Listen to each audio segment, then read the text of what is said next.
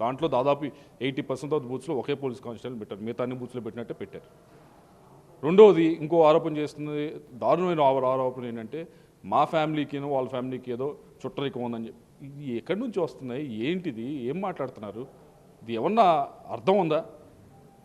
డైరెక్ట్గా సాక్షాత్తు సీఎంఓ నుంచి చెప్పేస్తున్నారు. నాకు తెలుసు సీఎంఓ నుంచి కూర్చోబెట్టి బ్రెయిన్ వాష్ చేసి ఎమ్మెల్యేలకి ఇదిగో ఇలా మాట్లాడని చెప్పి పంపిస్తూ ఉన్నారు. దేనికి ఈ ఆరోపణలు చేస్తాం? నిజంగా ఉంటే ఒక ఫోన్ కాల్ గడిచిన 4 నెలల నుంచి కదా 5 సంవత్సరాలను చూసుకోమండి. ఒక ఫోన్ కాల్ వాళ్ళ ఫ్యామిలీకి ఎవరికైనా మాకు చేసి ఉంటే కనుక, వాళ్ళ ఫ్యామిలీతో ఎక్కడైనా కలిసి ఉంటే చేయమనండి, తీసుకొని పెట్టమనండి. వాళ్ళ ఫ్యామిలీతో నిజంగా చుట్టరికం కానీ ఎక్కడైనా పరిచయం, చుట్టరికం లేదు పరిచయం ఉంటే కూడా దయచేసి పెట్టమని.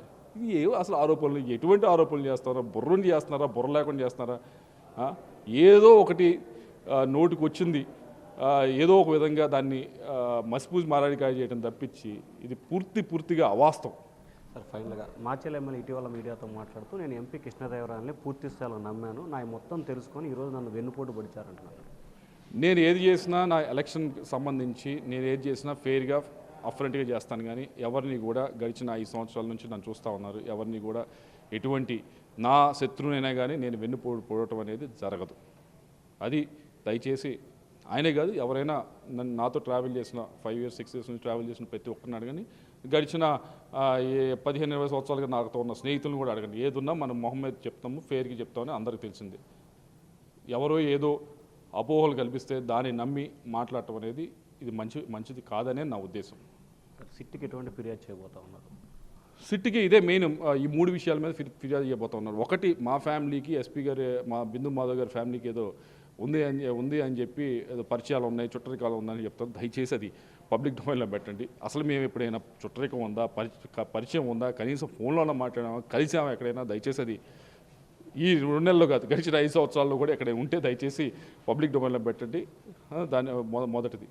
రెండవది, ఏదో ఆ రోజు మాకు అన్డ్యూ ఫేవర్ చేశారని చెప్పి మాట్లాడుతూ ఉన్నారు. దయచేసి మేము ఇచ్చాం 150 బూత్లు. ఆ 150 బూత్లు నిజంగా అన్డ్యూ ఫేవర్ చేస్తే ఎక్కువగా వాళ్ళు అన్నట్లు ఎక్కువగా సెక్యూరిటీ పెట్టారు, ఇది చేశారు, అది చేశారంటే దయచేసి అది కూడా పబ్లిక్ డొమైన్లో పెట్టండి. నేను పబ్లిక్ డొమైన్లో పెడతా ఉన్నాను. మేము ఇచ్చిన దాంట్లో ఏ విధంగా పెట్టారు అనేది పబ్లిక్ డొమైన్లో పెడతా ఉన్నాం.